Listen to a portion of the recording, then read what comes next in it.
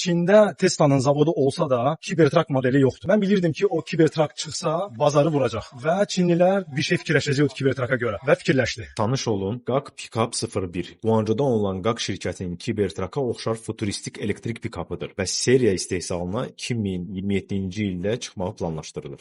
Avtoshow Guangzhou'ya xoş gəldiniz. İkinci hissədəyik. Birinci hissəyə baxmamısınızsa baxın. Bugün ondan da gözəl modellərə baxacağıq. Çinin dövlət başçılarına avtomobil istehsal edən brend Hongqi. Biz elə öyrəşmişik ki, Çin avtomobil brendləri təzədir, yeni dünyaya gəlib, yeni dünyaya açılıb, amma elə deyil. Bu brendin 67 yaşı var.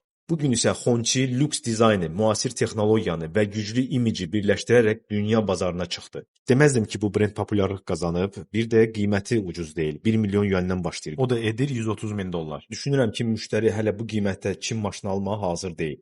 Maestro Çinin yeni ultra lüks brendidir. Təbii ki, Maybach'a oxşadıblar. İçəri keçmək olmur, birazdan deri gəl, amma baxaram. Maestro, Huawei və Jack Motors'un birgə yaratdığı premium elektrik avtomobil brendidir. Adlarda belə oxşarlıq var. Aito, Stellato, Maestro. Bu sərgidə avtomobilləri bir tək göstərmirlər, həm də satırdılar. Və Çinlilər olsun bir şey satmasın mümkün deyil. Son da Mazda'dan bir şey eşitməmişdim və yollarda demək olar ki, itib Çində, amma deyəsən nəsə eləmək istəyir. Bir anlıq yadımdan çıxdı ki, avtomobil şousundayam, yəni avtomobil çəkməyə gəlmişəm.